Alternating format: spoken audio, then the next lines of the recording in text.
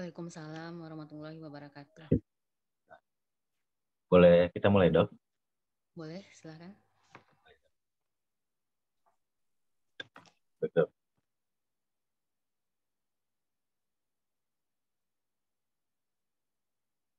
Assalamualaikum warahmatullahi wabarakatuh.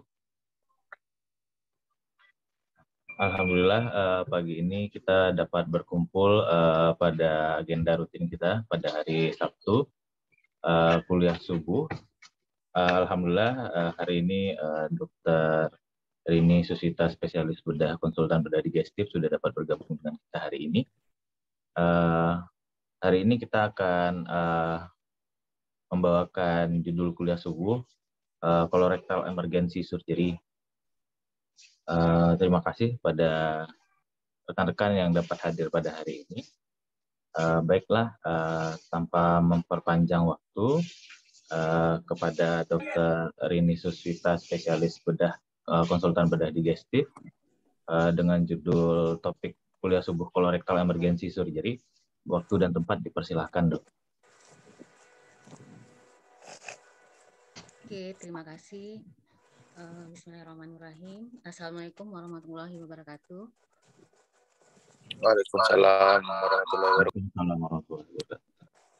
Pertama, saya ucapkan terima kasih kepada ini panitia residen yang mengundang. Cuma sebelumnya saya coba klarifikasi dulu masalah judul. Mungkin pada awalnya minta tentang colorectal emergency surgery, Dr. Leo kalau nggak salah waktu itu. Tapi per telepon Dr. Hanan, saya pikir mungkin kita lebih baik membahas tentang kolon saja, karena kalau kita bahas sekaligus keduanya mungkin kebutuhan waktu lebih lama. Oke, kita mulai saja. Selawat beriringan salam kita hadiahkan kepada Nabi. Puji dan syukur kehadiran Allah Subhanahu wa taala, marilah sama-sama kita ucapkan karena berkat rahmat dan karunia-Nya kita bisa berkumpul pagi ini.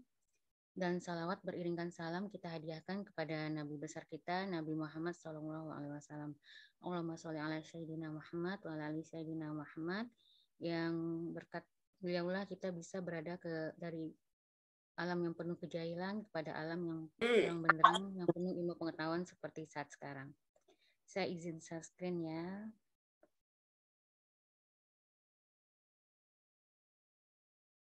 Sudah terlihat, moderator? Sudah, Dok.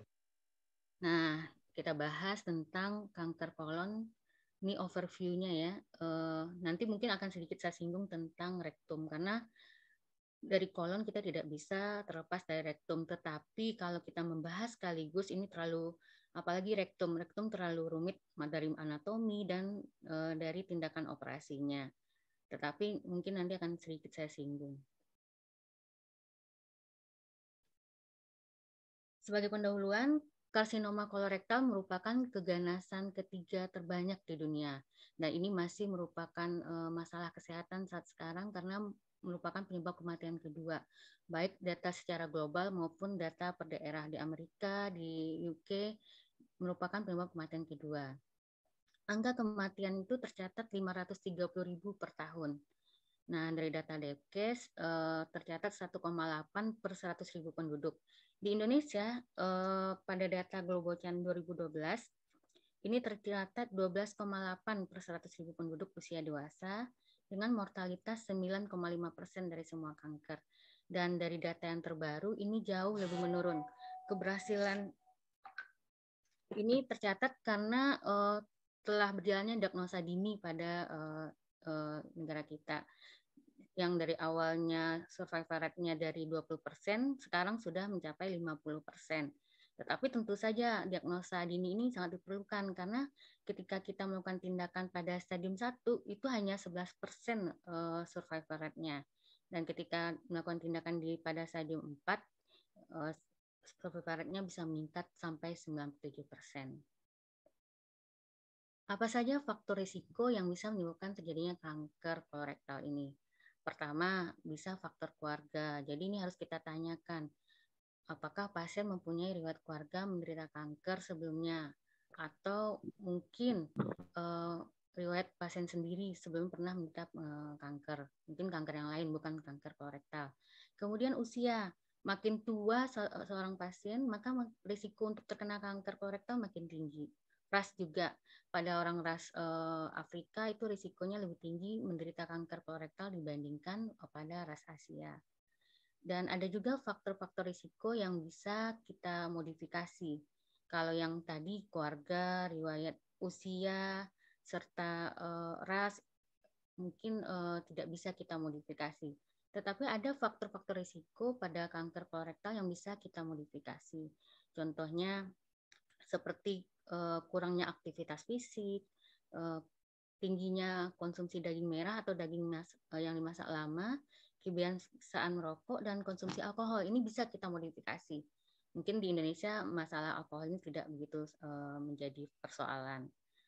Kemudian ada juga di literatur mengatakan bahwa penggunaan analgetik non-steroid serta estrogen itu malah menurunkan kanker kolorektal. Tetapi ini tidak dianjurkan karena akan menimbulkan efek samping yang lainnya. Ini rekomendasi di PPK 2014 yang dikeluarkan oleh IKABDI, di mana pada rekomendasinya dikatakan bahwa aktivitas fisik selama minimal 30 menit sebanyak 5 kali atau lebih setiap minggu itu menurunkan faktor risiko kanker kolorektal. Kemudian membatasi konsumsi daging merah atau daging hasil proses yang dimasak dengan temperatur tinggi dengan waktu yang lama dapat mengurangi terjadinya kanker kolorektal. Kebiasaan merokok, konsumsi alkohol harus dihentikan dan diminimalkan karena merupakan salah satu faktor yang menyebabkan kanker kolorektal. Sedangkan rekomendasi mengenai penggunaan aspirin dan terapi sulih hormon itu secara teratur dan jangka panjang walaupun tercatat dapat menurunkan risiko kanker kolorektal, tetapi sebaiknya tidak digunakan karena menimbulkan efek samping yang lain. Seperti pada penggunaan sulih hormon itu bisa menyebabkan risiko kanker payudara dan penyakit kardiovaskuler. Ini etiologi dari kanker kolorektal, ada yang sporadik, ini selalu sering ditanyakan, paling banyak itu adalah sporadik, itu sekitar 70%, herediter 5-10%, dan familiar itu 20-25%. Patogenesisnya paling banyak itu prosesnya adenoma karsinoma squamous, walaupun ada yang dari inflammatory pathway ini 1%, biasa dari pasien yang kolitis. Yang dari adenoma karsinoma squamous itu perjalanannya beda dengan inflammatory pathway. Patogenesisnya adalah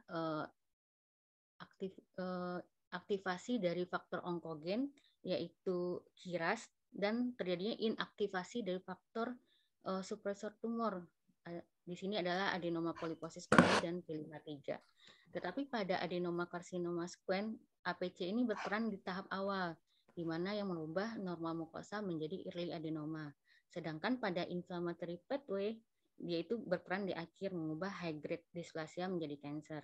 Begitu juga halnya dengan P53, dia berperan di tahap akhir pada adenoma karsinoma squamous, di mana dia mengubah late adenoma menjadi cancer, sedangkan pada inflammatory pathway dia mengubah colitis mukosa menjadi dysplasia. Jadi jalurnya beda, tapi yang paling banyak itu adalah melalui adenoma karsinoma squamous. Ini sering ditanyakan di saat kita mungkin asesmen atau VCT. Nah, data-data apa saja yang mendukung bahwa kebanyakan karsinoma itu berasal dari adenoma? Ada beberapa bukti yang tercatat. Yang pertama, bahwa prevalensi dari adenoma itu berkaitan dengan prevalensi karsinoma, di mana usia ditemukannya adenoma itu 5 tahun lebih muda dibandingkan usia ditemukannya karsinoma. Kemudian ketika kita mungkin melakukan biopsi dengan kolonoskopi, biasanya kita menemukan jaringan adenoma, padahal secara AFU kita bisa mengatakan, oh ini CA, karena bentuknya yang tidak teratur, irregular, dan rapuh. Tetapi kadang-kadang kita temukan di hasil pemeriksaan histopatologi malahan adenoma. Kadang kita perlu diulangi biopsi, kadang mungkin kalau pada kanker kolon, kalau kita nilai dengan CT scan pasiennya resectable, mungkin kita langsung switch ke tindakan yang kolektomi. Kemudian bukti selanjutnya bahwa pada sporadik adenoma secara PA itu hasilnya sama gambaran histopatologisnya dengan adenoma yang terdapat pada FAP, dan secara kondisi ini tentu saja adalah kondisi yang premalignan. Dan pada adenoma yang besar biasanya kita selalu menemukan sel atipik. Nah, bukti selanjutnya mengatakan bahwa pada sel-sel jaringan PA yang kita PA-kan, biasanya itu udah yang post kolektomi, itu kita menemukan sepertiga dari hasil PA kita adalah jaringan adenoma. Dan bukti yang tidak bisa kita bantahkan dengan peningkatan tindakan screening kita, kolonoskopi dan polipektomi, insiden dari CRC itu jauh menurun. Sebelumnya kita mungkin di peringkat ketiga, sekarang sudah menurun ke peringkat keempat secara epidemiologi. Untuk bisa menguasai tentang tindakan pembedahan, kita harus menguasai dulu bagaimana anatomi dari kolon itu sendiri. Yang dimaksud dengan kolon adalah dimulai dari cecum sampai dengan sigmoid. Nah, ukurannya ini 120 cm sampai 150 cm, di mana bagian diameter terbesar itu adalah cecum sekitar 7,5 cm, ada juga literatur mengatakan 8,5, dan sampai dengan sigmoid dengan diameter 2,5 cm. Makin ke distal, diameternya makin kecil dan makin sempit. Cecum ini dia intraperitoneal. Hampir semua permukaannya ditutup oleh peritoneum. Di bagian posteromedialnya terletak ileocecal valve. Ileocecal valve ini akan menutup ketika makanan masuk dari lambung ke usus halus dan membuka ketika makanan masuk ke lambung. Pada kasus-kasus kanker kolon ini sangat bermasalah jika katup ini paten, di mana jika ada tumor di distal, ketika ini paten, ini akan terjadi closed loop obstruction. Closed loop obstruction sehingga cecumnya akan terus berdilatasi karena tipis, akhirnya perforasinya malahan di cecum, bukan di tempat tumornya. Ini sering kita temukan kasus-kasus di emergensi.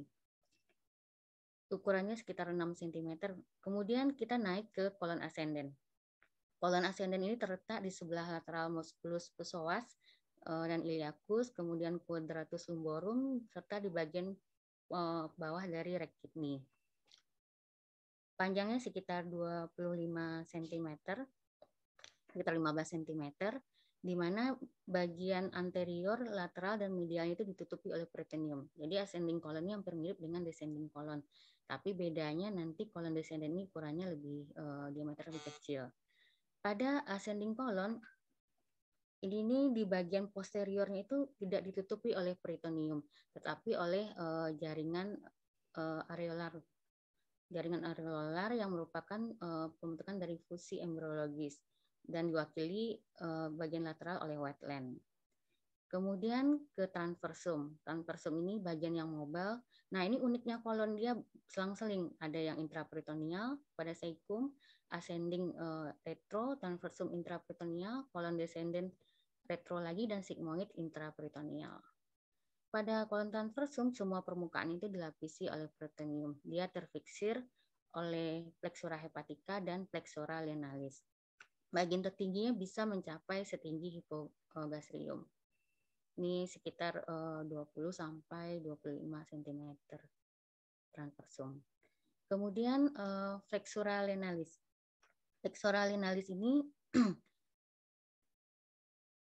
ini hampir sama dengan kolon ascendens seperti saya ceritakan tadi, tetapi ukurannya lebih sempit.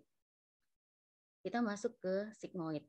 Pada sigmoid ini adalah bagiannya bervariasi panjangnya, bahkan sampai pada yang redundant itu sampai 40 cm. Semua permukaannya dibungkus oleh peritoneum. Nah, batas terakhir dari sigmoid ini adalah dimulainya rektum. Tetapi uniknya hal ini masih sering diperdebatkan batas antara kolon dengan rektum.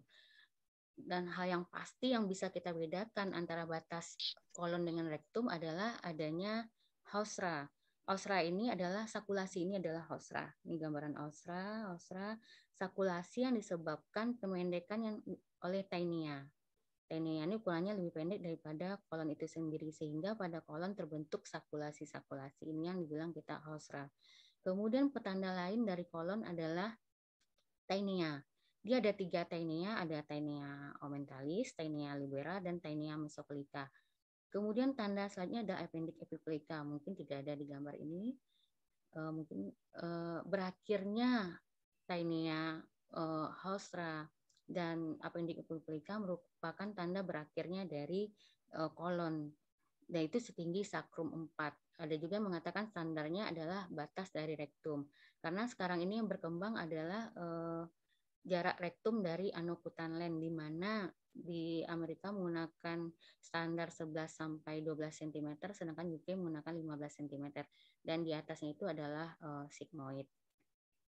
Ada juga beberapa literatur mengatakan bahwa rektum ini merupakan kolon yang terletak di kapung pelvis.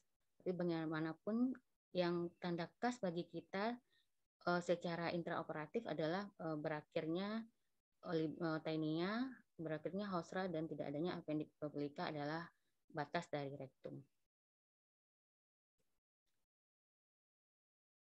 Mungkin kita ke pembuluh darah. Aliran darah dari kolon ini ada 2, diperdarahi dari cabang aorta abdominalis, yaitu arteri mesentrika superior dan arteri mesentrika inferior, di mana arteri mesentrika superior ini akan bercabang menjadi arteri ileokolika, arteri kolika dextra, dan arteri kolika media. Ini akan memperdarahi kolon kanan. Batas kolon kanan ini adalah saikum sampai 2/3 dari kolon transversum, 2/3 proksimalnya. Ini merupakan batas antara midgut dengan hindgut. Sedangkan yang memperdarahi kolon kiri adalah arteri mesentrika inferior, ini setinggi lumbal 3, yang bercabang menjadi kolon kiri, kolon sigmoid, dan rectalis superior. Perdarahan venanya sama dengan arteri, di mana right kolon didarahi oleh vena mesentrika superior dan left kolon didarahi oleh vena inferior, vena mesentrika inferior, di mana dia akan bercabang melalui vena porta. Disinilah nanti ketika kita menemukan lebih banyak metastase di hepar. Kemudian pendarahan limfatik. Pendarahan limfatiknya sejajar dengan arteri dan ke sistema Kirli melalui para aorta. Nah, jika sudah sampai ke para aorta, biasanya kasusnya sudah stadium lanjut. Untuk predileksi itu lebih banyak pada kolon kiri dibandingkan pada kolon kanan, di mana kolon kiri ditemukan 50% dan kolon kanan hanya 25%. Hal ini diduga bahwa makin ke distal, kolon makin banyak terjadi metabolisme dan pembusukan protein yang merangsang terbentuknya karsinogen.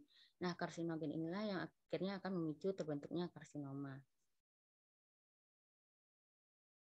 Penjalarannya ada secara direct, ada secara limfogen, ada secara hematogen, dan ada secara transkolomik. Nah, penjalaran secara direct itu bisa secara longitudinal, transversal, dan radial. Biasanya kalau kita melakukan pembedahan, kalau longitudinal, transversal, biasanya kita bisa secara alfu melihat, wah ini clearance, walaupun nanti dibuktikan dengan PA. Tetapi penjalaran secara radial itu juga penting.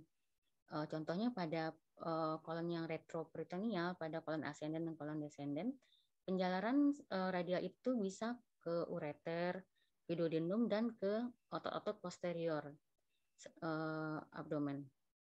Sedangkan yang intraperitoneal itu penjalaran radialnya bisa ke usus halus, bisa ke lambung, ke organ-organ pelvis, dan juga ke anterior abdominal wall.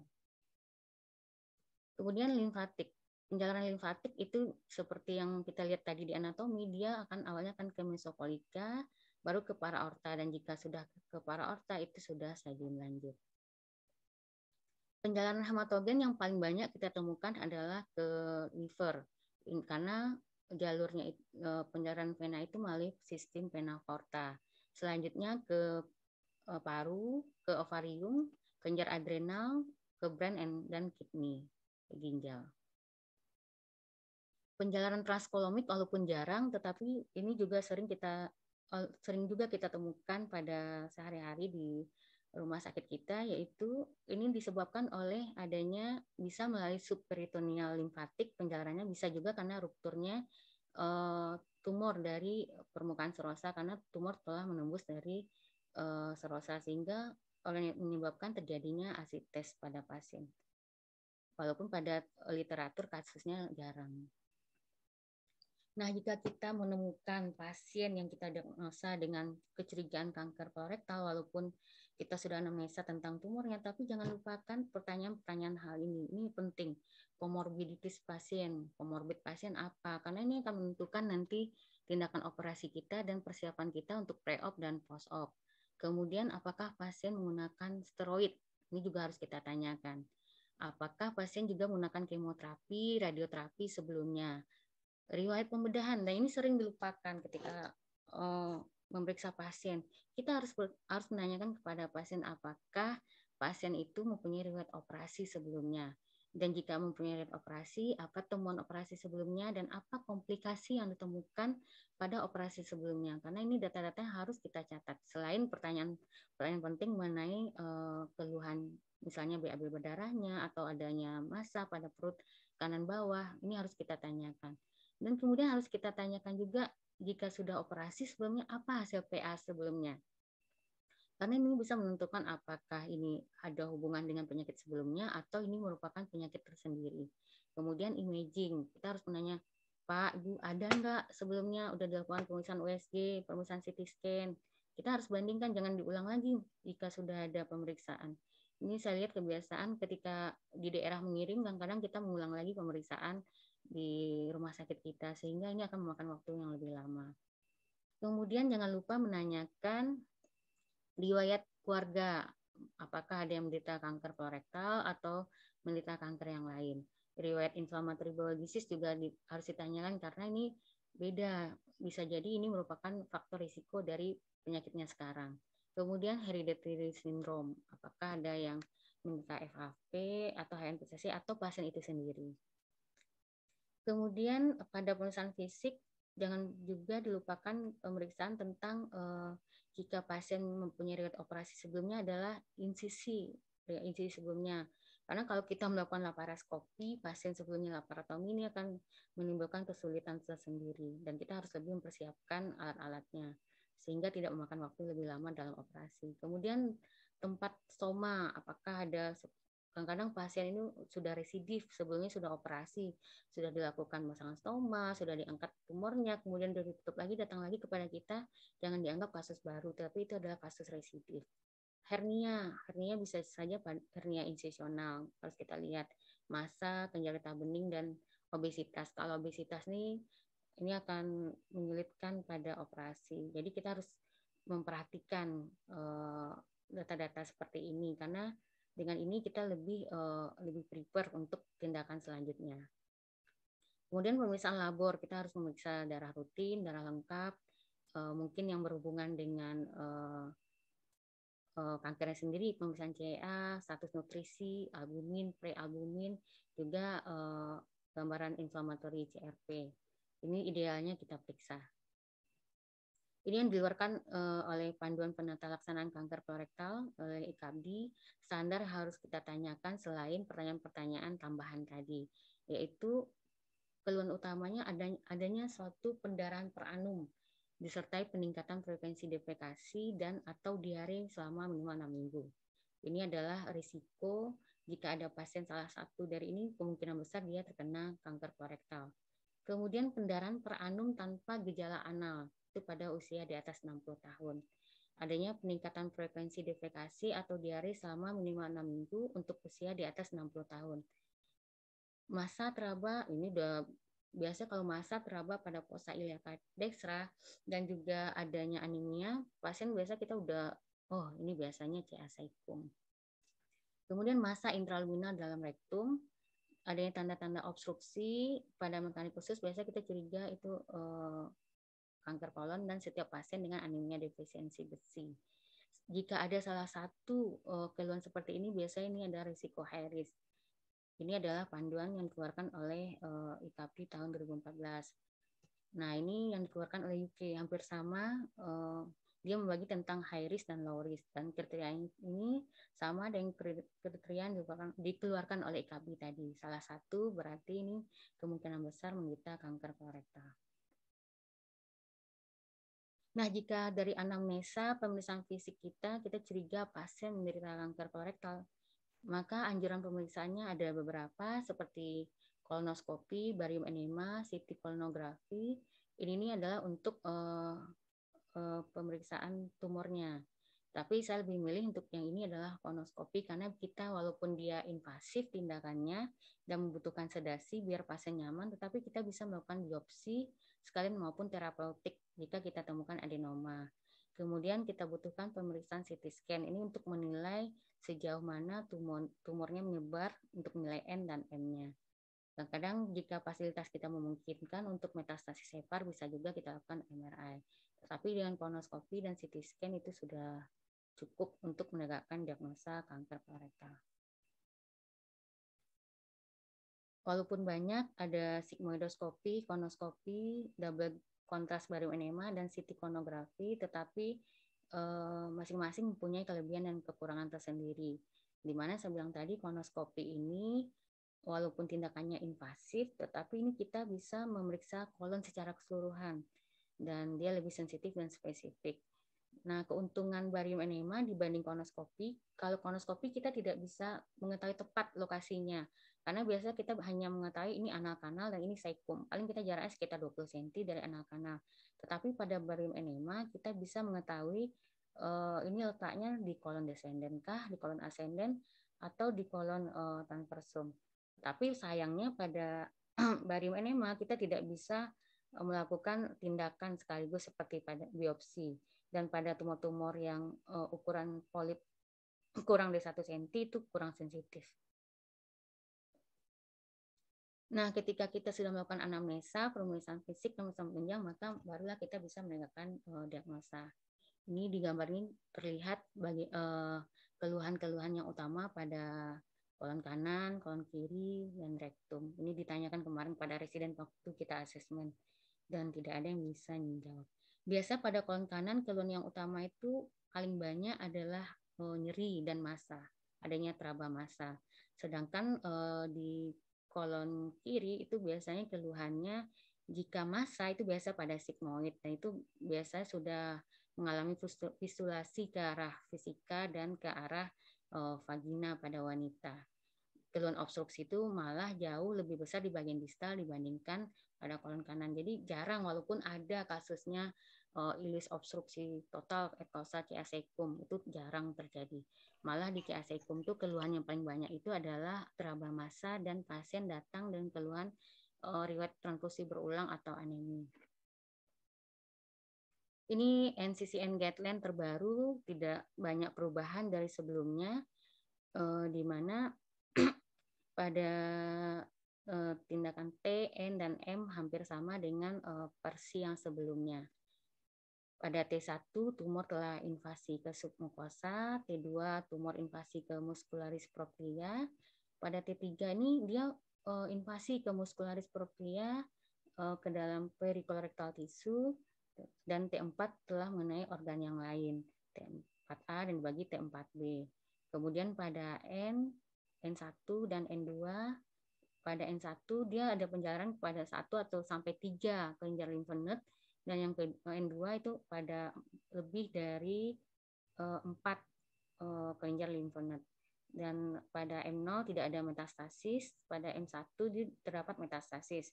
M1A diidentifikasi 1 pada satu sisi atau organ tanpa peritoneal metastasis. Sedangkan pada M1B itu penjarahan lebih dari 2 organ atau tempat. Nah, jika ada peritoneal metastasis, kita langsung ke M1C.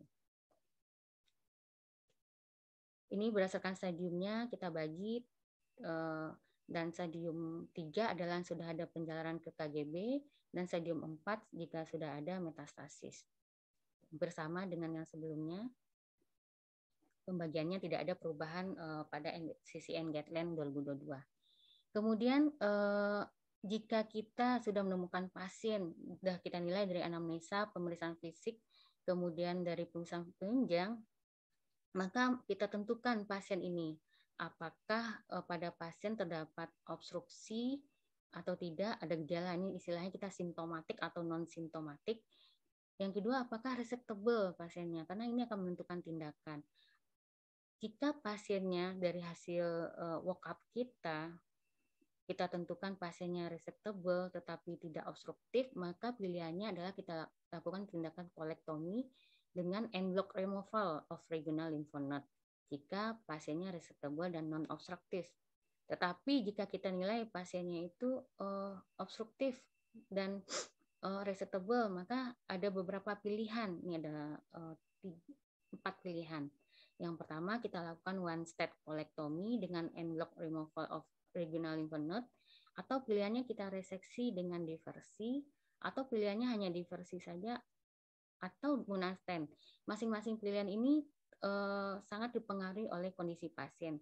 Jadi ingat ya, ini dipengaruhi oleh kondisi pasien sendiri, apakah pasiennya fit nggak atau keadaan ususnya sendiri, bukan berdasarkan kemampuan, standarnya bukan kemampuan dari dokter bedahnya. Jika kita tidak mampu untuk memberikan yang terbaik untuk pasien, sebaiknya kita konsul kepada teman sejawat yang lebih bisa atau menguasai atau yang lebih expert. Kemudian jika kita temukan bulky nodal, di mana kita susah mengangkat, mungkin kita pertimbangkan dulu nih adjuvan pada pasien, atau juga locally unresectable. Tapi kalau kita temukan dalam kasus-kasus intraoperatif, tumornya tidak mungkin diangkat, mungkin kita pilihannya adalah kita lakukan bypass. Pasiennya obstruksi, tetapi tumornya tidak kita bisa angkat. Biasa kita pilih melakukan bypass antara ilium dengan transversum, iliotransversostomy. Nah, jika ini adalah rincian berdasarkan stadiumnya, apabila kita temukan pasien dengan stadium 1, pilihan kita adalah eksisi lokal atau polipektomi sederhana. Kita lakukan reseksi en bloc segmental untuk lesi yang tidak memenuhi syarat eksisi lokal. Nah, jika kita temukan pada stadium 1, itu kita lakukan wet cervical reseksi dengan anastomosis tanpa kita berikan kemoterapi adjuvan. Kemudian pada stadium 2, ini ada 2 pilihan. Yang pertama kita lakukan wet cervical reseksi dengan anastomosis, kemudian ada yang kita berikan terapi adjuvan, ada yang tidak. Terapi adjuvan kita berikan pada pasien yang high risk. Pasien high risk pasien apa? Pasien yang ketika berobat dengan kita atau kita temukan, kita lakukan operasi, pasien sudah mengalami perforasi sebelumnya, atau pasien yang sudah obstruksi. Dan dari hasil PA-nya mungkin didapatkan tidak bebas tumor, itu sudah masuk high risk. Atau jumlah KGB yang diperiksa tidak lebih dari 12. Atau pasiennya diperiksa 12 KGB, ada yang positif, itu juga termasuk high risk. Atau juga terdapat invasi ekstranodal atau invasi limfovaskular, dan juga pasien yang poor diferensiasi. Jadi itu harus kita tanyakan. Idealnya sejawat kita PA biasanya sudah menjawab ini yang saya sebutkan tadi. Tetapi ada juga sejawat PA kita hanya menyebutkan jenis histopatologinya. Jadi anjuran saya sebaiknya kita bunyikan pada pemeriksaan PA bagaimana gambaran histopatologisnya, berapa jumlah KGB yang direseksi, berapa KGB yang positif, apakah terdapat invasi ekstranodal dan limfovaskular, itu harus kita bunyikan. Walaupun standarnya teman sejawat PA kita harus sudah tahu sebelumnya.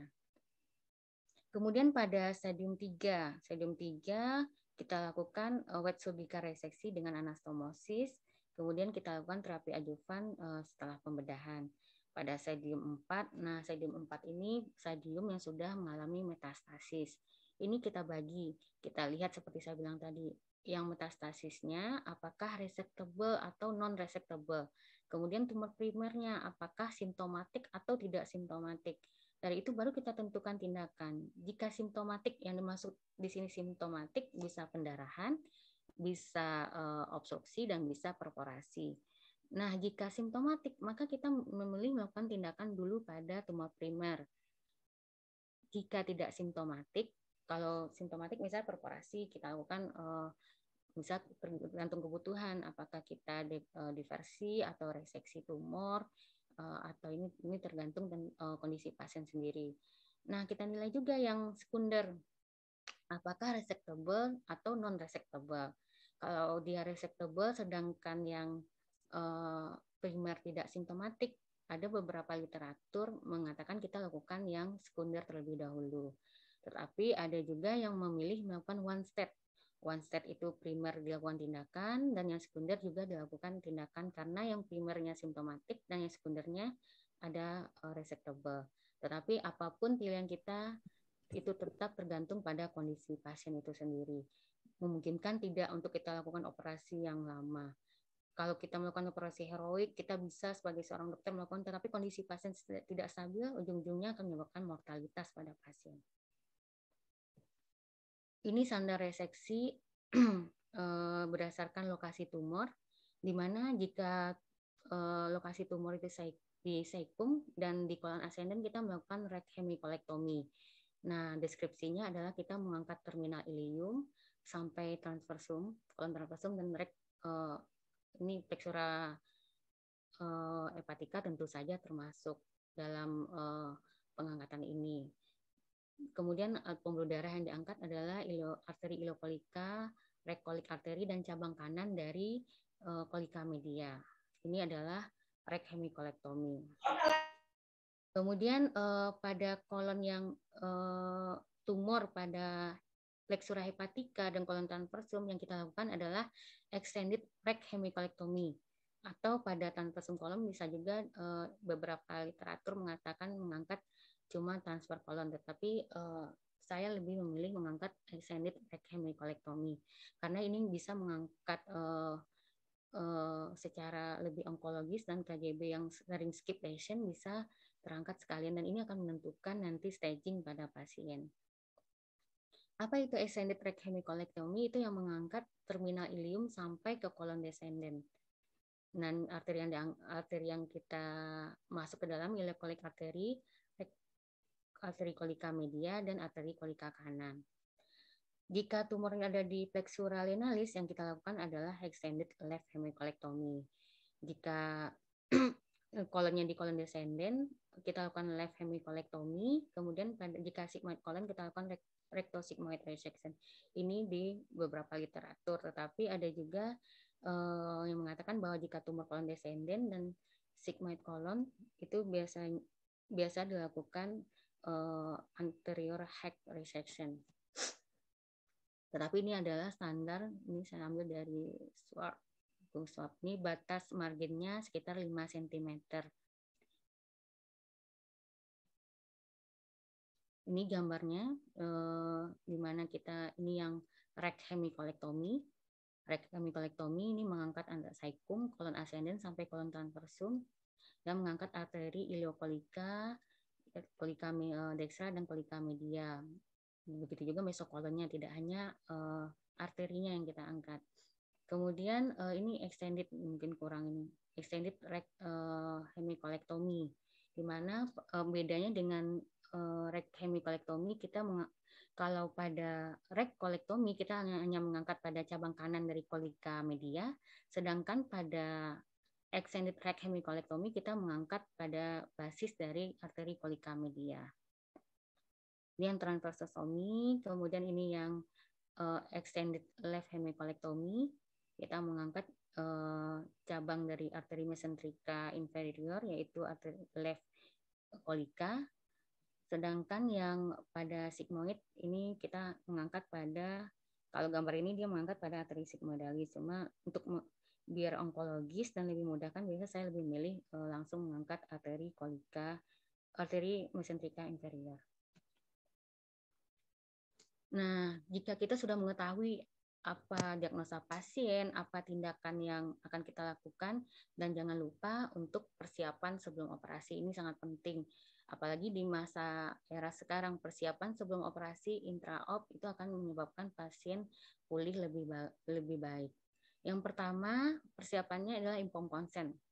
Pasien harus kita informed consent, diagnosa pasien itu sendiri apa, kemudian apa tindakan yang akan kita lakukan, kemudian apa komplikasi yang mungkin muncul pada pasien, bagaimana cara menata laksana komplikasi nantinya, juga kemungkinan dari kekambuhan pada tumor. Kita harus harus kita bicarakan terlebih dulu kepada pasien sehingga pasien lebih siap untuk operasi. Bukan kita hanya memberikan hal yang muluk-muluk saja, tetapi kemungkinan-kemungkinan terburuk juga kita beritahu kepada pasien. Kemudian untuk melakukan suatu operasi, kita harus memastikan pasien itu fit untuk tindakan operasi. Walaupun beda standarnya pada pasien elektif dan pasien emergensi, tetapi tetap saja kita harus mempersiapkan pasien untuk operasinya. Misalnya dengan mungkin pada pasien elektif sudah kita emergensi sudah kita lakukan resusitasi, atau pasien yang elektif itu jauh lebih lama persiapan kita. Pada pasien malnutrisi bisa kita persiapkan 7-10 hari sebelumnya. Kemudian setelah kita melakukan anamnesa yang lengkap dan pemeriksaan fisik, jangan lupa pemeriksaan darah rutin nih sehari-hari kita lakukan, pemeriksaan darah lengkap dan eko jika dibutuhkan. Kemudian konsultasi ke stoma nurse, kita belum punya saat ada tetapi belum terbentuk timnya. Ini sebenarnya idealnya sebelum pasien menjalani operasi kolorektal, pasien seharusnya kita konsultasikan kepada stoma nurse, ENT istilahnya. Di sini pasien akan diterangkan bagaimana stoma, bagaimana perawatan stoma, dan juga dia memarking dari stoma itu sendiri. Sehingga ketakutan pasien tentang stoma itu bisa jauh lebih turun setelah bertemu dengan dan konseling dengan perawat terlatih tentang stoma dan wound.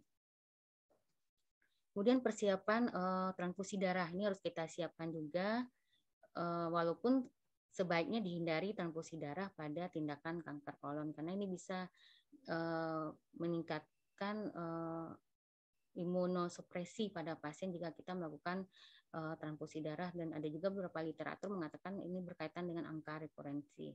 Tetapi untuk pasien-pasien yang kita perkirakan nanti akan mengalami kesulitan, biasa kita siapkan darah minimal biasanya rata-rata 2 kantong untuk operasi yang sulit. Tapi tidak harus kalau kita siapkan harus kita masukkan darahnya, tidak. Ini hanya untuk persiapan. Kemudian bowel preparation, walaupun di beberapa literatur ini mengatakan tidak berkaitan dengan angka liket, tetapi saya menganjurkan untuk melakukan bowel preparation karena ini menghindari jika terjadi liket, mungkin pasien tidak jatuh ke dalam abdominal sepsis yang severe. Ya sebenarnya pengaruh kepada liket dari suatu anastomosis ini bukan bowel preparation, tetapi sebenarnya masalah technical error, contohnya dalam penjahitan, bisa juga karena adanya iskemik dalam penyembuhan pasien, bisa juga penyebab yang lainnya, tapi bukan bowel preparation, tapi sebagai untuk lebih mempersiapkan pasien, biasa kita lakukan bowel preparation, tetapi jangan lebih lama, biasa kita lakukannya hanya 24 jam. Tapi banyak literatur tidak menganjurkan penggunaan bowel preparation saat sekarang. Kemudian penggunaan untuk mencegah DPT dianjurkan penggunaan low molecular weight heparin. Di ERAS dibilang 1 kali single dose bisa sampai 28 hari. Kemudian penggunaan antibiotik profilak. Biasa kita gunakan broad spectrum kombinasi antara metronidazole dan cephalosporin. Biasanya idealnya antibiotik profilak ini kita berikan bisa single dose atau pada yang kemungkinan signifikan kontaminasi kita berikan 3-5 hari kita lanjutkan pemberian antibiotiknya. Tetapi bagaimanapun prinsip pemberian antibiotik itu adalah sesaat sebelum terjadinya inokulasi bakteri ke dalam luka. Nah, timing yang tepat itu adalah sesudah pasien induksi anestesi. Di ERAS disebut 60 menit sebelum insisi. Kemudian penggunaan kateter. Ini harus kita pakai untuk selain monitor urin output, juga untuk memudahkan operasi, apalagi untuk tindakan laparoskopi. Penggunaan kateter ini sangat membantu dalam memudahkan operasi. Selain untuk dan tujuan utama adalah monitor urin output. Nah, ini adalah prinsip dari, berdasarkan prinsipnya ini bahwa kolektomi dan reseksi KGB regional itu adalah indikasi pada pasien yang resectable dan tidak ada metastasis jauh. Dan kaidahnya adalah diangkat ke genjar getah bening asal pembuluh darah harus diidentifikasi. Jadi kelenjar getah bening yang berasal dari pembuluh darah yang memperdarahi tempat tumor tadi itu harus diidentifikasi untuk pemeriksaan PA. Yang kedua, kelenjar getah bening di luar lapang operasi yang positif juga harus diangkat dan dibiopsi. Yang ketiga, kelenjar getah bening positif yang tertinggal berarti prinsipnya reseksinya incomplete dan minimal ada 12 kelenjar getah bening harus diperiksa untuk menegakkan stadium N. Ini adalah prinsip-prinsip dan kaidah yang tidak boleh kita lupakan untuk melakukan kolektomi. Nah, berdasarkan hal itu, dari sejak tahun 2008 berkembang teknik operasi namanya complete mesocolik excision, di mana complete mesocolik excision ini dia mengangkat secara subdissection secara tajam berdasarkan embryological plan-nya. Ini gunanya mengangkat secara intak limfatik, vascular, and neural tissue. Kemudian yang kedua dia high tech, dia mengangkat central vascular ligasi untuk mengangkat lymph node secara apikal. Kemudian yang terakhir untuk mengangkat resection sufficient length bowel, berarti usus yang cukup sehingga lebih radikal lymph node. Berdasarkan penelitian dengan tindakan ini, subdissection of visceral and parietal fascia berdasarkan embryonic anatomy, ligasi dari root central supply vessel dan radikal lymph node. Ini beberapa penelitian terbaru mengatakan bahwa tindakan ini sangat cocok dan bisa menjadi standar untuk tindakan pada kanker kolon seperti yang memenuhi kaidah sebelumnya. Dan ini menurunkan angka rekurensi karena mengangkat kelenjar getah bening lebih banyak dan meningkatkan long term survival.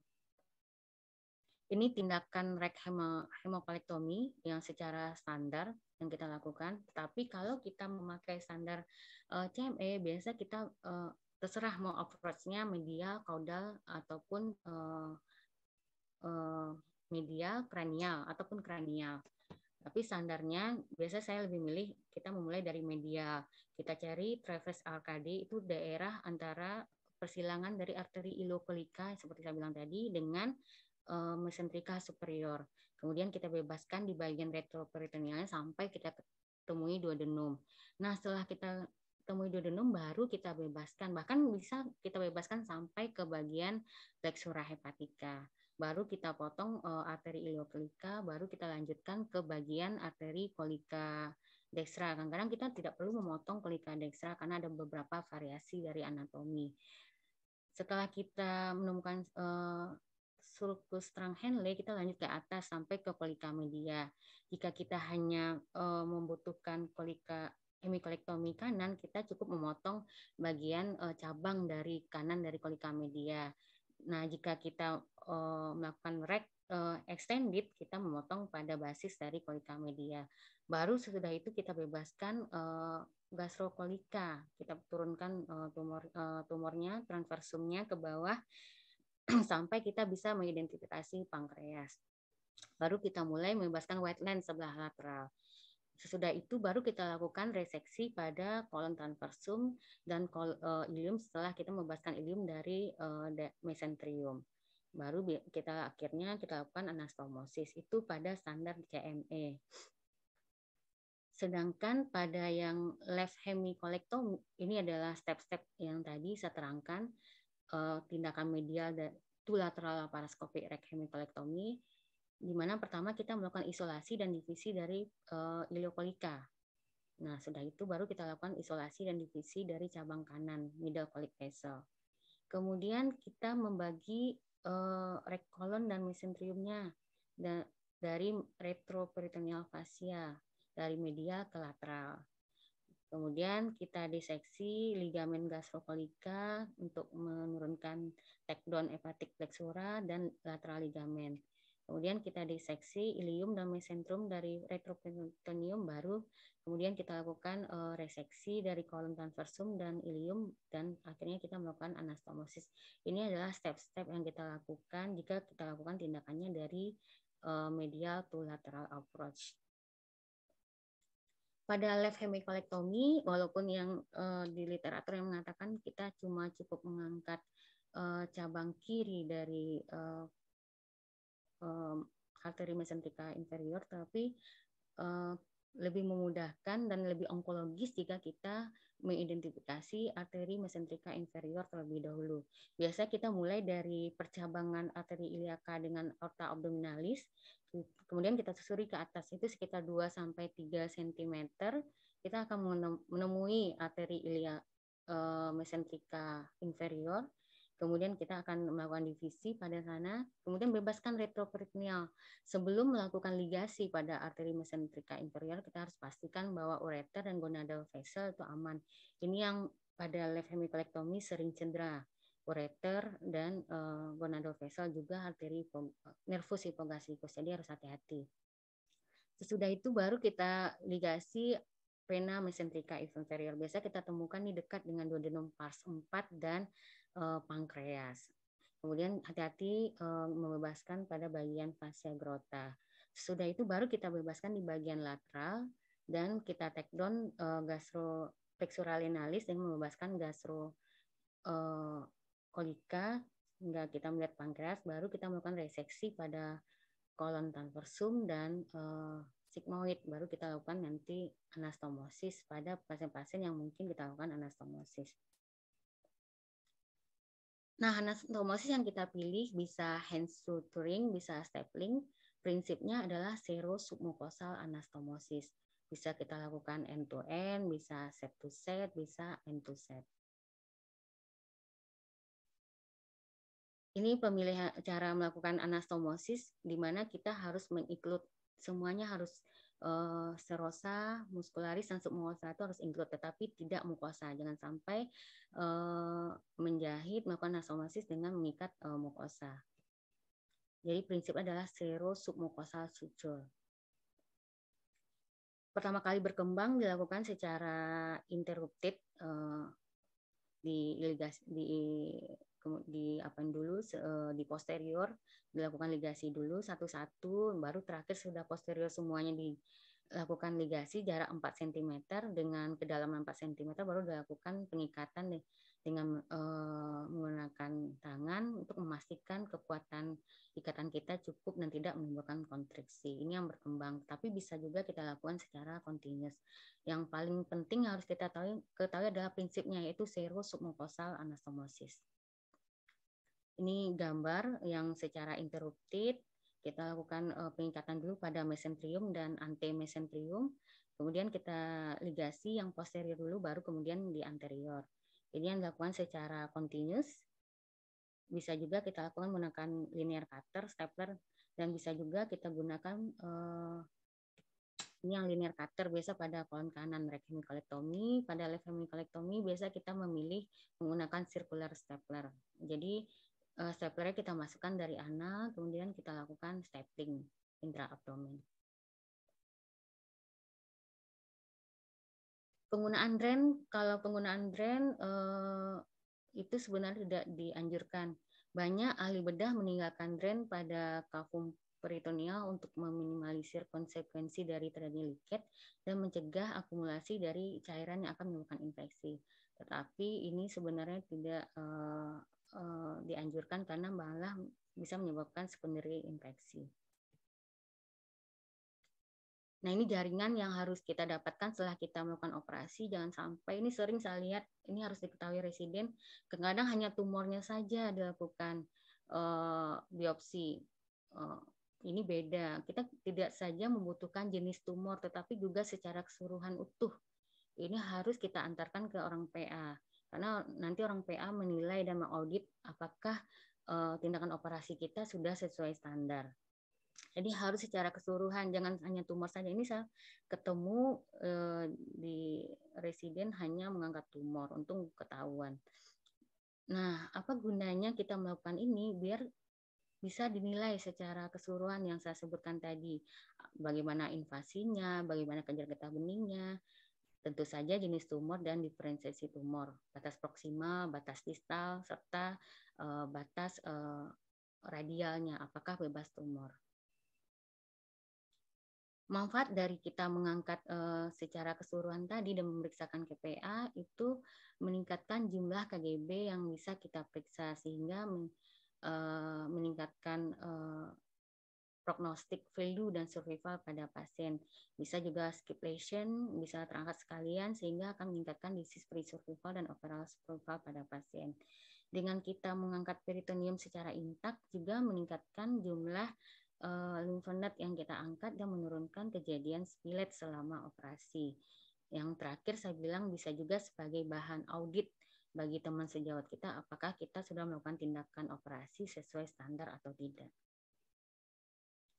Ini hal-hal yang harus dilaporkan teman sejawat kita patologi anatomi secara makroskopis dan mikroskopis. Nah, ini harus kita ketahui, jangan sampai kita terima saja ini hasil gimana.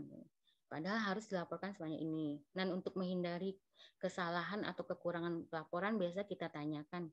Hal ini juga kita bunyikan pada kertas PA permintaan kita apa saja yang kita butuhkan sehingga teman sejawat patologis kita bisa menjawab sesuai standar sehingga kita bisa menegakkan diagnosa yang tepat dan akan mempengaruhi pada tindakan kita nantinya. Kemudian postoperatif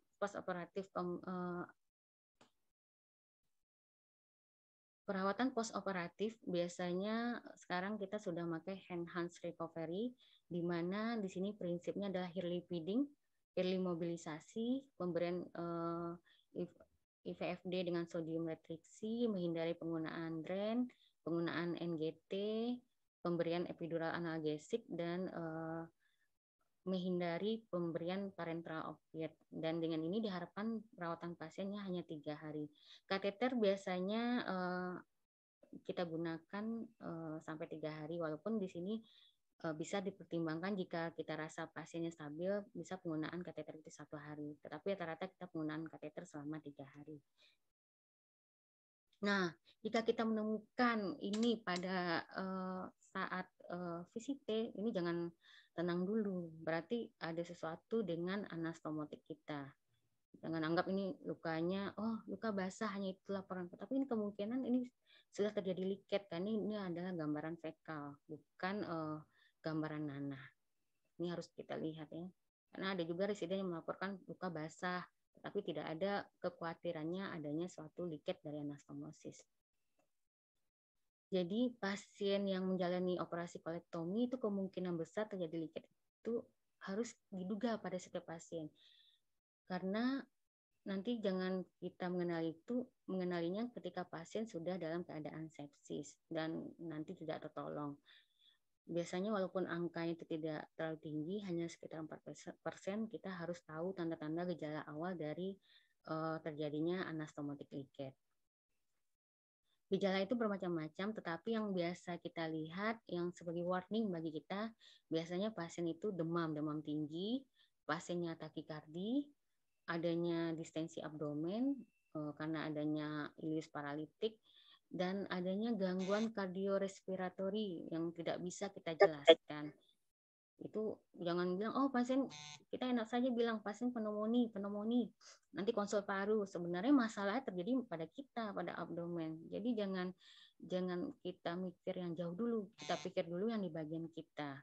Ini sering dilihat di ruangan, laporannya pasien pneumonia. Setelah dilihat ternyata ada liket yang tidak disadari. Gejalanya itu bisa berkembang, kalau dia peritonitis difus mungkin lebih gampang dikenali. Tetapi sebaiknya jangan kita mengenali pasien dalam saat sudah abdominal sepsis, harusnya di tahap awal.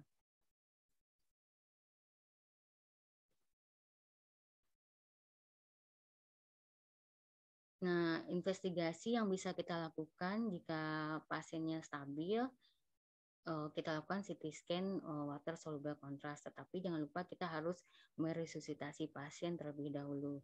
Biasa juga kita temukan adanya leukositosis pada pasien.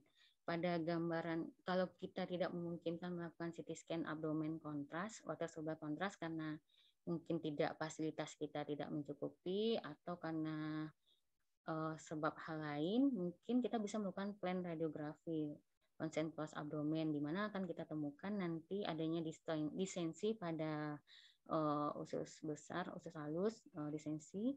Kemudian ada gas, ada free air. Tetapi ini tidak yang patok pneumonis, karena ini bisa saja kita temukan pada pasien-pasien post laparotomi walaupun tidak ada liket. Jadi yang paling mewakilkan sebenarnya adalah CT scan water soluble contrast.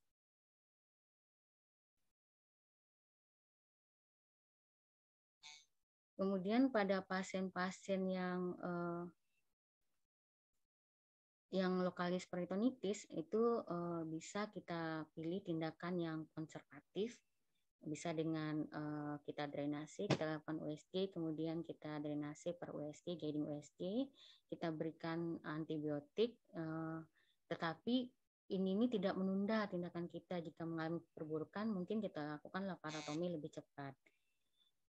Pada pasien-pasien yang kita duga ini adalah fistel, pasiennya kita harus dan kita putuskan untuk konservatif, jangan lupa perawatan pada kulit tempat fistel keluar, jangan sampai ada maserasi, dan jangan lupa pemberian nutritional support pada pasien. Ini adalah urutan pada tindakan yang kita lakukan jika pasien kita duga ada fistula. Pertama kita lakukan pengenalan dari fistula itu sendiri. Kemudian GO-nya apa? Kita lakukan resusitasi dengan kristaloid, koloid. Kemudian kita kontrol sepsis, bisa saya bilang dengan percutaneous atau open drainase. Kemudian elektrolit yang imbalen kita perbaiki, nutrisi kita support, kemudian kita kontrol fistulanya. Bisa pada pasien yang itu kita lakukan pemberian memasang pack atau mungkin dengan memasang Somabag.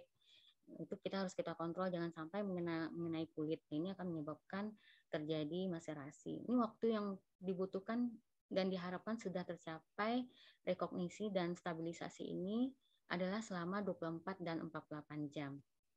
Kemudian lakukan investigasi.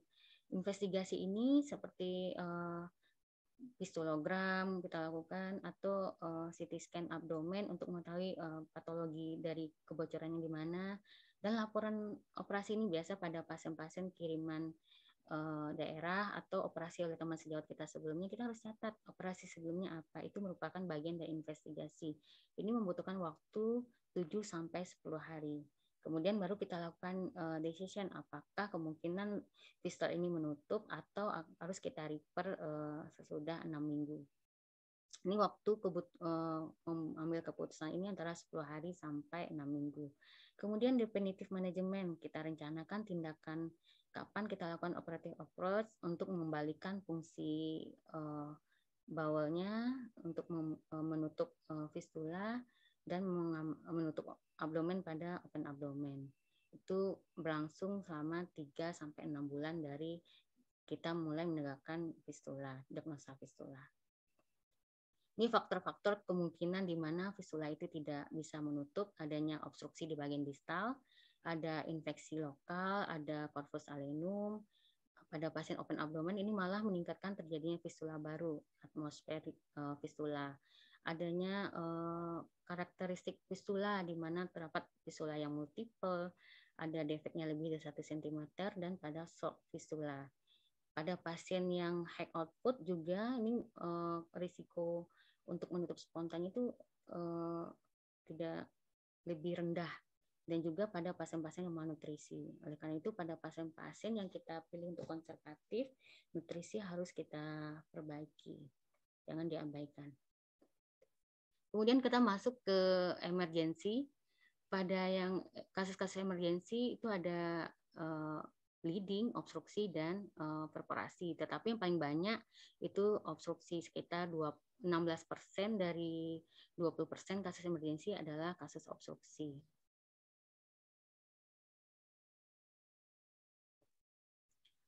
Keluhan pasien yang obstruksi biasanya nyeri kolik, adanya distensi, pasien muntah, dan adanya Chang's bowel habit. Secara paradok itu malah pasien obstruksi ini lebih banyak diare dibanding konstipasi. Nah, sering masih ada BAB-nya dok, masih ada, ini pasiennya obstruksinya tidak total. Malah karena diare itu adalah tanda suatu obstruksi. Diare ini adalah tumpahan karena terjadi obstruksi maka terjadi diare, istilahnya owing to overflow pada pasien. Investigasi kita pertama kita lakukan pemeriksaan abdomen ronsen polos.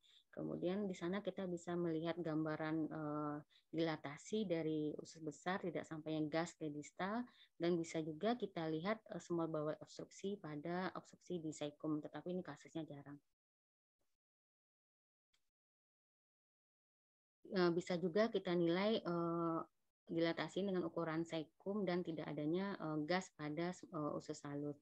Jika seikum ukurannya diameternya lebih dari 12 cm, sebaiknya kita jangan menunda untuk melakukan tindakan segera karena risiko perforasi dari seikum sangat tinggi. Apalagi jika sudah teraba tender perforasi pada seikum. Sebaiknya pada pasien-pasien obstruksi ini kita harus tahu dulu di mana posisi dari obstruksinya. Bisa saja pada pasien pseudoobstruksi itu mirip gambaran ronsen abdomennya. Jadi idealnya pemeriksaan yang paling bagus tadi kan ronsen abdomen. Yang paling bagus itu adalah abdominal CT dengan kontras. Walaupun mungkin rumah sakit kita tidak bisa memeriksanya secara rutin. Jadi mungkin pilihan pertama kita adalah pemeriksaan abdomen. Tetapi kita harus tahu standarnya. Lebih bagus pemeriksaannya abdominal CT dengan kontras. Kemudian pemberian antibiotik hampir sama dengan yang elektif, tetapi pada kasus-kasus yang risiko kontaminasi lebih hebat mungkin kita berikan dosis 3-5 hari dan profilak itu hanya diberikan selama 3 dosis dan harus di stop setelah 24 jam. Dan jika pada temuan kita terlihat ini risiko signifikan kontaminasi, kita lanjutkan 3-5 hari. Ketika kita mendiagnosa pasien dengan obstruksi, maka kita lakukan resusitasi, kita lakukan kemudian sesudah resusitasi kita lakukan tindakan laparotomi dengan dokter bedah dan anestesi yang berpengalaman, dan pilihannya adalah harinya di siang hari, jangan pada malam hari.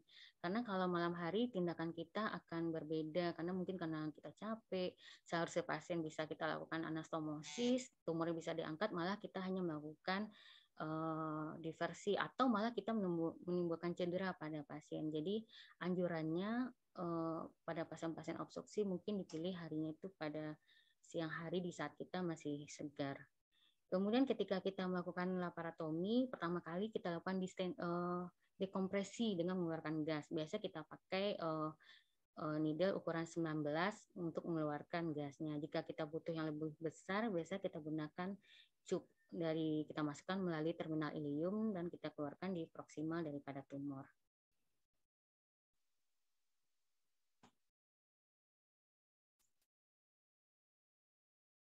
Nah, tipe-tipe operasinya jika pada tumor kolon kanan biasa kita pilih tindakannya standar rekhemikolektomi. Jika memungkinkan kita lakukan langsung rekhemikolektomi dan kita lakukan anastomosis.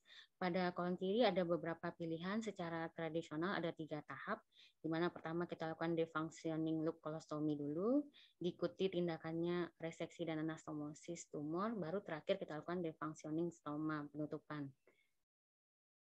Yang kedua dilakukan dengan 2 step, kita lakukan Hartmann prosedur dulu, kemudian baru 3 atau 6 bulan sudah itu kita lakukan reversal Hartmann.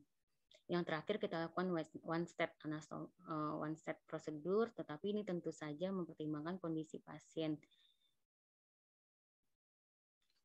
Ini perbandingan antara kita lakukan manual dekompresi dan intraoperatif colonic irrigation.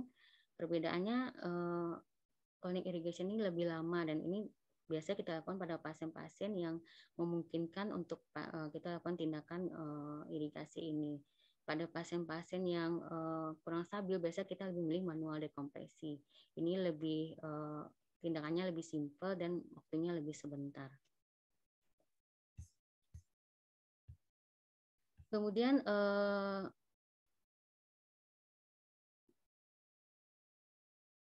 mungkin kita ke guideline-nya aja. Pada pasien yang obstruksi, kita tentukan dulu apakah obstruksi itu pada sisi kanan, rekset, atau di kolon kiri. Kemudian jika sudah kita tentukan kiri atau kanan, kita putuskan bisa jika kolon kanan apakah pasiennya stabil. Jika pasien stabil dinilai dengan kriteria seperti ini. Kalau salah satu ada kriteria yang dimaksud seperti suhu kurang dari 35, best excess kurang dari -8, dan secara laboratorium dia ada koagulopati dan ada tanda-tanda sepsis yang membutuhkan inotropik, itu pasiennya tidak stabil. Kalau pasiennya tidak stabil, pilihan kita adalah rekolektomi dengan terminal ileostomi. Atau pada yang severe unstabil kita lakukan loop ileostomi. Pada pasien yang stabil kita lakukan tindakan kuratif. Kuratif yaitu melakukan tindakannya apakah mungkin, kalau memungkinkan untuk kuratif kita lakukan rekolektomi dengan anastomosis. Jika tidak memungkinkan kita lakukan tindakan rekolektomi dengan atau tanpa anastomosis, atau kita lakukan internal bypass atau loop ileostomi. Dan bisa juga pemilihan stent, tetapi stent tidak dianjurkan hanya untuk bridging. Bridging ini maksudnya tindakan menunda untuk tindakan elektif. Nah, untuk jika sisi left side tumor kiri kita tentukan juga apakah stabil dan atau tidak stabil. Kalau tidak stabil kita putuskan Hartmann prosedur atau Recset transfer loop colostomy tergantung kondisi pasien. Kemudian jika pasien stabil kita tentukan juga apakah bisa kuratif atau tidak. Kalau tidak kuratif kita pilihannya pemasangan stent atau Recset transfer loop colostomy salah satu. Kalau memungkinkan kita lakukan pemasangan stent, tapi ini lumayan mahal. Kalau memungkinkan untuk kuratif ini ada pilihannya, bisa anastomosis, reseksi anastomosis, bisa tanpa atau dengan diverting stoma, bisa juga Hartmann prosedur, dan bisa juga pemasangan stent sebagai bridging surgery. Kalau pada kolon kiri, bridging surgery biasa dilakukan, tetapi kendalanya karena harganya lumayan mahal. Jika pasien perforasi, kita juga tentukan apakah pasiennya stabil atau tidak. Kalau pasien tidak stabil, kita harus melakukan as soon as possible damage control surgery. Bisa dengan tanpa kita melakukan without anastomosis dan melakukan pertimbangan apakah perlu pasiennya dilakukan open abdomen. Tetapi perforasi bukan indikasi open abdomen. Open abdomen ini adalah pada pasien yang kecenderungan terjadinya abdominal compartment syndrome. Kemudian pada pasien stabil kita nilai apakah perforasinya pada tumor itu sendiri atau pada di bagian proksimal. Kalau pada tumor perforasinya kita lakukan formal oncologic tumor resection baik dengan atau tanpa anastomosis. Kemudian kalau yang di proksimalnya kita pilih tindakannya formal oncologic tumor resection dan kita manajemen perforasi di bagian proksimal.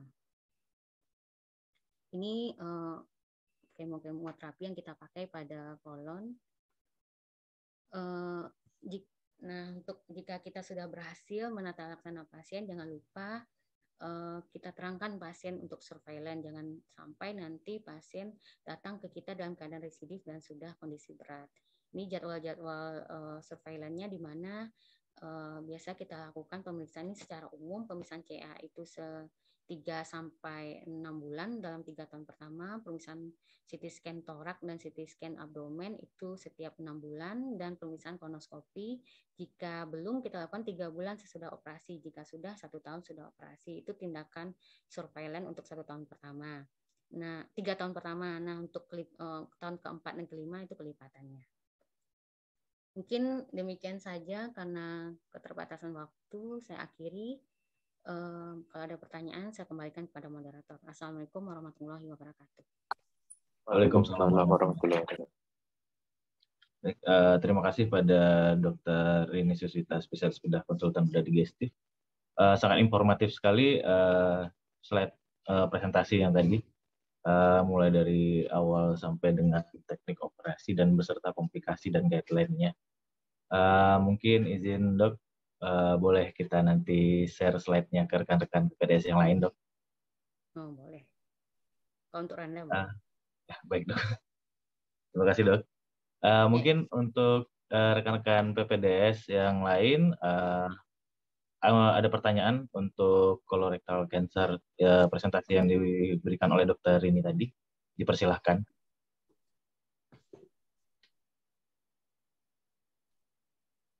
Mungkin sudah pada ngerti atau pada bingung semuanya? Atau udah bersiap-siap mau ke ini, ke Lampung kali? Izin bertanya, Dok. Oh iya. Bisa, Dok. Silakan Coci. Ya, silakan Coci. Terima kasih moderator kesempatannya. Izin bertanya kepada dokter ini mengenai bagan yang menjelaskan untuk penanganan obstruction pada kasus kolorektal. tadi jika pasiennya stabil, kita bisa lanjut untuk tindakan kuratif. Cuman Ihsan belum ngerti untuk melanjutkan tindakan kuratif pada pasien yang stabil pada kasus obstruksi kolon, ada pilihan pada kuratifnya ini jika stabil atau tidak. Jadi sedangkan di tabel sebelumnya menjelaskan jika stabil lanjut ke kuratif. Pada saat kita akan melakukan tindakan kuratif, ada pilihan lagi yes atau no. Ini maksudnya gimana dok? Kurang ngerti untuk membaca. Terima kasih dok. Kalau tabelnya tadi, pertama itu yang kita lihat tuh pasien stabil, bukan kuratif. Pertama stabil atau tidak stabil. Nah, pada pasien stabil, kita mungkin lakukan tindakan, kita nilai pasiennya kuratif apa tidak. Bisa nggak dilakukan tindakan kuratif pasiennya? Tindakan kuratif, apakah bisa kita lakukan tindakan reseksi atau dengan tidak mungkin T4 kali pada pasien CA sekum, tidak mungkin kita lakukan tindakan pengangkatan tumor, mungkin kita lebih memilih tindakan yang lebih minimal karena akan menimbulkan cedera pada organ lain. Begitu. Tapi kalau stabil memang kondisi pasiennya yang tidak memungkinkan kita untuk melakukan operasi yang lama. Sedangkan pada kuratif tumornya bisa direseksi apa tidak, itu sebenarnya prinsipnya. Begitu, Ihsan. Berarti maksudnya di sana untuk temuan Saya intraorgan. share lagi ya, biar gampang kita share screen lagi ya. Share screen.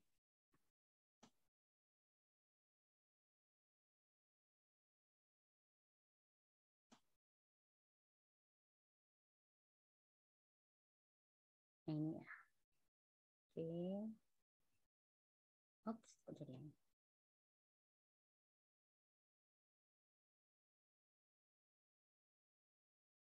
Ini ya. Nah, ini kan pasiennya kita nilai stabil. Kalau stabil kita nilai kan, pasti kalau tidak stabil kita damage control surgery. Nah, kalau dia stabil pasien baru kita tumor ini kuratif nak, resectable atau tidak tumornya. Maksudnya, kalau dia kuratif, maksudnya bisa kita angkat, kita lakukan rekolektomi langsung, kita lakukan anastomosis. Tapi kalau tidak kuratif, tidak bisa direseksi, mungkin kita pilih lakukan rekolektomi dengan anastomosis, mungkin kita lanjutkan nanti adjuvan kemo, atau kita memutuskan oh ini akan tinggi cederanya ketika kita melakukan tindakan, mungkin kita akan mencederai duodenum atau kita akan mencederai ureter atau arteri iliaka, mungkin kita putuskan melakukan cuma internal bypass, atau karena ini tidak mungkin kita lakukan karena untuk melakukan bypass pun tidak bisa. Mungkin kita pilih melakukan cuma loop ileostomi, kita lakukan bagian proksimalnya atau stent. Tapi sebenarnya kalau stent, kalau memang tindakan kita ini bukan bridging ini bukan untuk tindakan kita definitif selanjutnya, mungkin tidak dianjurkan, hanya untuk temporary pada kolon kanan. Begitu. Gimana Dokter Ihsan? Ya baik dok, ya aja. Terima kasih dok penjelasannya. Ya, sama-sama. Baik, terima kasih. Mungkin pada rekan-rekan PPDS yang lain ada yang ingin bertanya, dipersilakan. Assalamualaikum dok, izin bertanya dok. Waalaikumsalam ya Dokter Diki. Ya, terima kasih atas kesempatannya dok. Untuk yang fistula enterokutan dok, fistula enterokutan itu kan kita tadi dengan memperhatikan untuk yang konservatif dok ya, dengan memperhatikan hemodinamik, terus dari pemeriksaan fisik ada tanda tendinitis atau enggak, terus laboratorium dan terkait produksi dari fistulanya itu dok. Nah, dalam waktu untuk kita observasi produksi itu kan 200 sampai 500 sama lebih dari 500 dok. Nah, untuk pemilihannya diet itu sendiri gimana dok?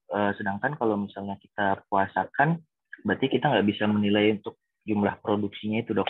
Jadi kiranya untuk diet itu kita mulainya itu kapan gitu dok?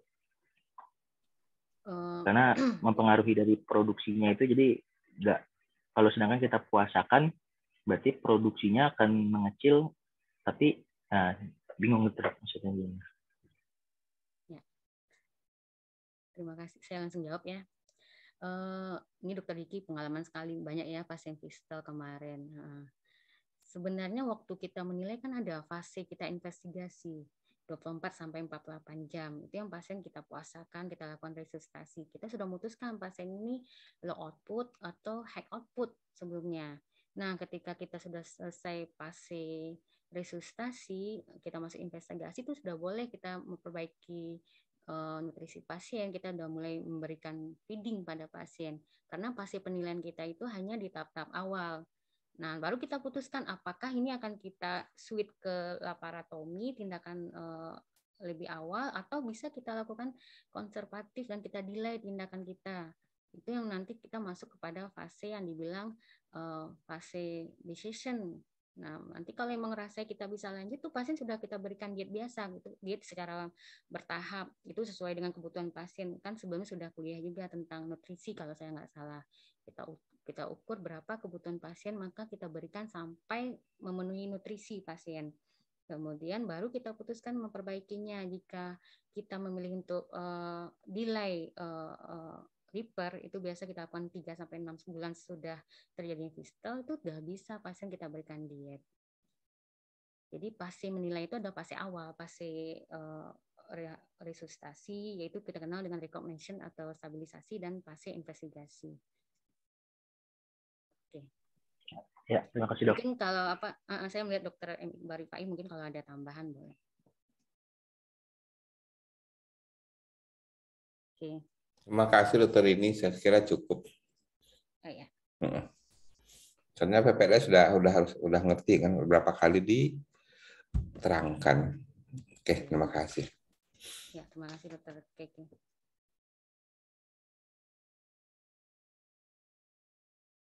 Ya, saya kembalikan ke moderator.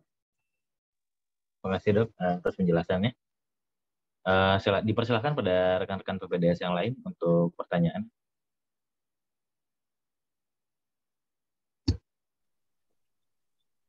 Assalamualaikum Dok.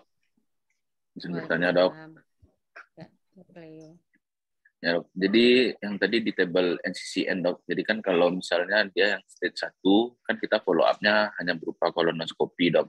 Itu kapan kita lakukan pertimbangan misalnya kita perlu untuk USG abdomen jika kita meragukan Dok. Itu kan tadi dalam 6 bulan baru kita kolonoskopi yang stage 1 Dok. Apakah kapan kita USG abdomen untuk menilai metastasis ke hepar atau ke organ lain intra abdomen? Terima kasih. Ya, terima kasih Dokter Leo. Sebenarnya USG abdomen tidak ada di guideline. Malah sekarang CT scan abdomen. CT scan abdomen yang dianjurkan. Jika mungkin kriterianya mungkin CEA-nya meningkat. Kita kan bisa kolonoskopi 1 tahun sesudah tindakan dan pemeriksaan CEA. Itu dilakukan sekali 3-6 bulan.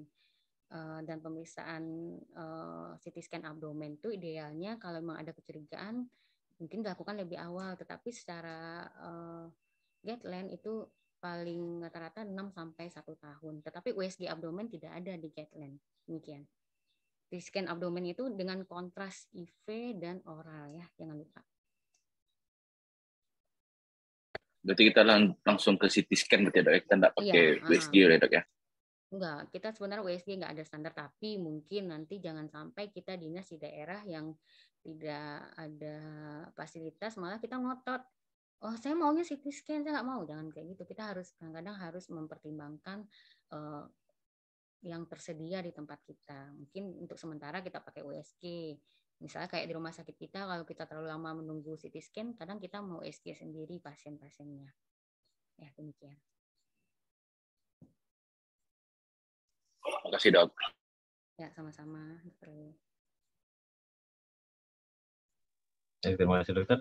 Mungkin untuk rekan-rekan yang lain masih ada waktu untuk bertanya. Dipersilahkan.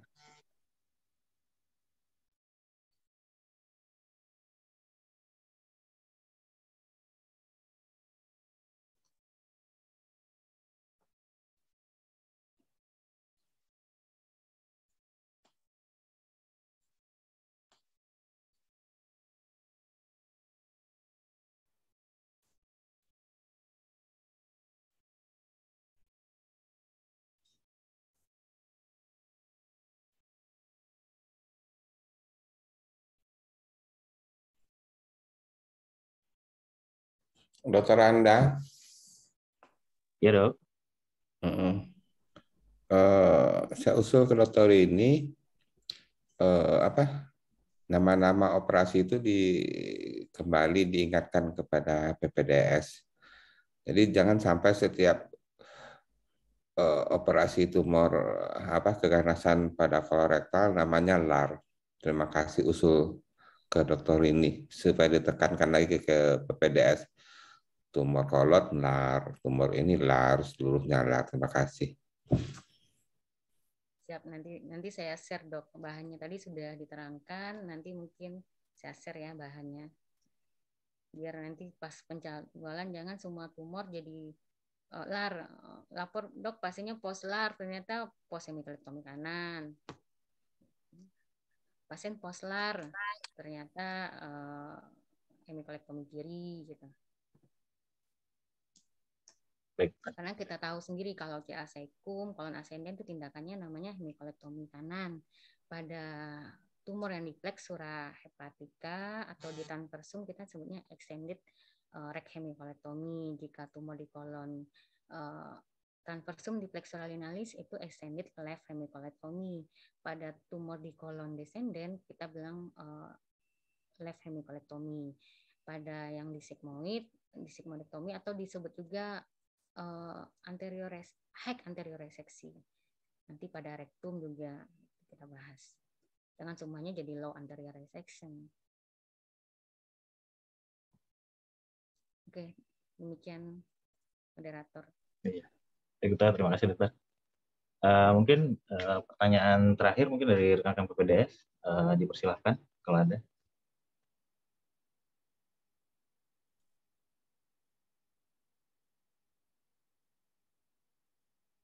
Oke. Sepertinya tidak ada pertanyaan lagi, dok. Informasi dari kuliah subuh tadi sudah cukup jelas dan sudah sangat detail ya dok ya, dari mulai anatomi sampai dengan guideline sampai dengan tata laksana operasinya, teknik operasi dan komplikasi yang sering terjadi. Ini mungkin sangat bermanfaat buat kita karena ini kita temukan dalam praktek kita sehari-hari di IGD dan pada saat di ruangan pada saat perawatan pasien juga. Baik, mungkin tidak ada pertanyaan lagi dari rekan-rekan PPDS. Mungkin ada sepatah dua patah kata mungkin dari Dr. Rizky, Dr. Rizky Rahmadian, spesialis ortopedi mungkin dok. Baik, terima kasih. Assalamualaikum warahmatullahi wabarakatuh. Waalaikumsalam warahmatullahi wabarakatuh. Kita ucapkan terima kasih kepada Dr. Rini yang sudah menyediakan waktunya ya pada pagi hari ini untuk sharing mengenai penata laksanaan keganasan kolorektal yang harus sangat bermanfaat ya bagi PPDS, baik itu PPDS semester awal ataupun yang akan menjalani ujian ya, yang kita ketahui selalu mepet-mepet ini ujiannya. Diharapkan momen ini digunakan sebaik-baiknya untuk bisa mendiskusikan atau menanyakan hal-hal yang mungkin dibutuhkan untuk penekanan ujian ataupun juga pendalaman keilmuannya ya. Jadi ya karena memang kita ketahui dalam suatu sistem pengajaran ini kan memang harus agak sering diulang-ulang dokter ini karena kadang-kadang dari seniornya informasi yang diturunkan kepada juniornya tidak selengkap yang didapatkan langsung dari tangan pertama. Jadi ya mudah-mudahan kuliah pagi ini bisa merefresh lagi gitu ya, atau meriset lagi ilmu-ilmu yang kalau istilah kita dulu kan ilmu hitam gitu ya, ilmu hitam dari senior. Jadi diriset lagi oleh konsulernya sehingga informasinya jadi akurat lagi. Saya yakin dalam beberapa waktu nanti pasti informasinya sudah bias lagi nih. Apa yang diturunkan oleh senior ke juniornya sudah bias lagi. Nanti ya beberapa lama lagi kita riset lagi seperti kayak HP lah gitu ya, sehingga ada cuci otak lah berkala gitu. Sehingga ilmu yang diturunkan kepada juniornya bukan ilmu hitam. Itu mungkin yang kita harapkan dari kuliah subuh ini. Terima kasih banyak dokter ini, jangan bosan-bosan kalau nanti diminta lagi untuk penyegaran topik-topik lainnya di bidang digestif. Terima kasih. Assalamualaikum warahmatullahi wabarakatuh. Waalaikumsalam. Sama KSPS. Terima kasih pada Dr. Rizky Rahmadian, spesialis ortopedi. Mungkin ada sedikit informasi atau sepatah dua patah kata dari Dr. Daan Kamri, spesialis bedah onkologi. Dipersilakan, dokter. Baik, terima kasih. Assalamualaikum warahmatullahi wabarakatuh. Saya hendak menampilkan gambar, dan mungkin gambar yang ada lebih ganteng ini ya sekarang ini. Saya lagi swimming di Pangeran.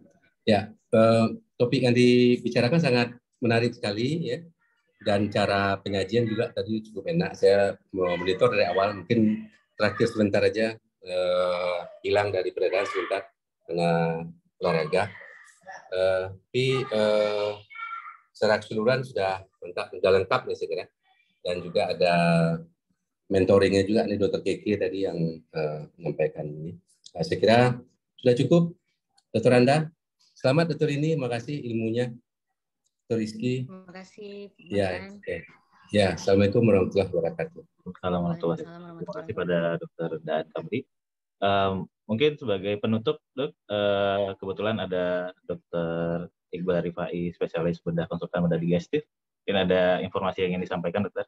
Dipersilakan, Dok. Wah, terima kasih Dr. Anda. Terima kasih Dr.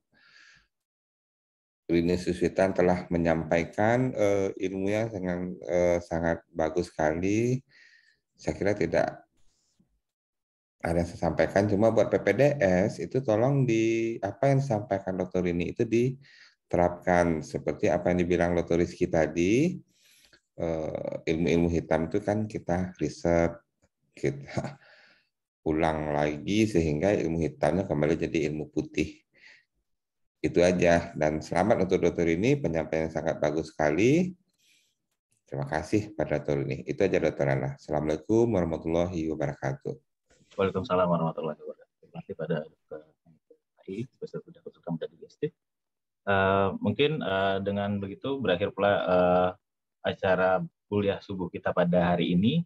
Terima kasih pada Dr. Rini Suswita, spesialis bedah konsultan bedah digestif yang telah sharing ilmunya yang mana sangat bermanfaat bagi kita semua, bagi rekan-rekan PPDS, sehingga bisa merefresh ilmu kita pada hari ini. Terima kasih, Dok. Mungkin sekian saja. Terima kasih pada konsulen-konsulen yang sudah hadir pada hari ini. Saya akhiri, wabillahi taufiq wal hidayah. Assalamualaikum warahmatullahi wabarakatuh. Waalaikumsalam warahmatullahi wabarakatuh. Terima kasih, Dok. Ya, makasih semuanya. Terima kasih. Waalaikumsalam. Terima kasih. Terima kasih, Terkeke. Terima kasih, Keke. Terima kasih Bang Gaan. Lift.